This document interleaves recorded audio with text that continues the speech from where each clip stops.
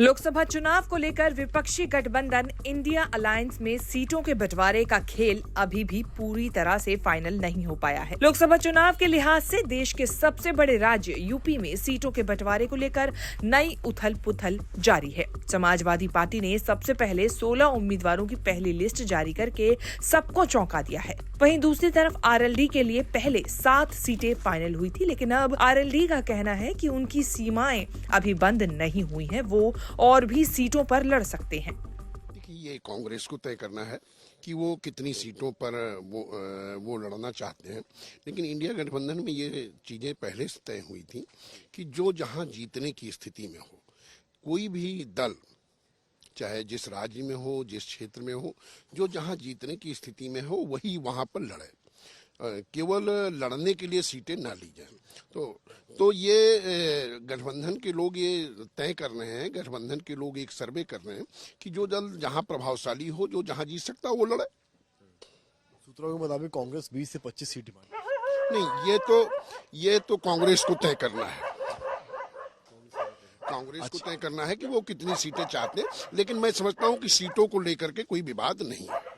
RLD को 7 seat Akhilesh ने दी है, म्यूचुअल बातचीत हुई है। अब चर्चा ये भी है कि आरएलडी 2 और सीट्स की डिमांड कर रही है। देखिए, कोई डिमांड नहीं है, हमारा उनका 7 सीटों पर समझौता तय हो गया और हम लोग उन पर काम कर रहे हैं।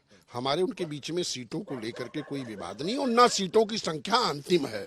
अगर हम कहीं जीतने की स्थिति में हैं और इंडिया गठबंधन इसको चाहता है कि महसूस करता है कि राष्ट्रीय लोकदल इन सीटों पर लड़ सकता है, तो हमें उसमें कोई आपत्ति थोड़े है। ये सीमाएं कोई बंद नहीं हो गई हैं, ऊपर नीचे हो सकता है। ये सीमाएं कहीं कोई बंद नहीं है। उद्देश्य इंडिया गठबंधन में सबका ये है कि सीटें जीती जाएं और अगर इंडिया गठबंधन को ये महसूस होता है कि राष्ट्रीय लोकदल 7 के अलावा भी सीटें लड़ सकता है, तो इसमें कोई आपत्ति हमें नहीं है। और हमारी चूंकि तैयारी पूरे पश्चिमी उत्तर प्रदेश में है और पश्चिमी उत्तर प्रदेश में जिस तरह की भीड़ हमारे राष्ट्रीय अध्यक्ष चौधरी जयंत सिंह जी को सुनने के लिए आ रही है, उनके कार्यक्रमों में आ रही है, उससे लगता है कि पश्चिमी उत्तर प्रदेश में किसान, नौजवान सभी लोग राष्ट्रीय लोकदल के पक्ष में हैं। राष्ट्रीय लोकदल के नेता चौधरी जयंत सिंह जी के प्रति उनकी चाहत बढ़ी है। तो अगर कहीं कोई गठबंधन महसूस करता है तो ये गठबंधन का काम है, सीटों को लेकर के कोई विवाद। इस तरह से 80 में से 25 सीटें एसपी और आरएलडी के लिए मानी जा सकती हैं। बाकी अखिलेश यादव ने पहले ही कांग्रेस के लिए 11 सीटें तय करने का ऐलान कर दिया था, लेकिन कांग्रेस ने उस पर फाइनल मोहर नहीं लगाई है। ऐसे में अब ये बड़ा सवाल सामने आया है कि कांग्रेस को यूपी में कुल कितनी सीटें मिल पाएंगी।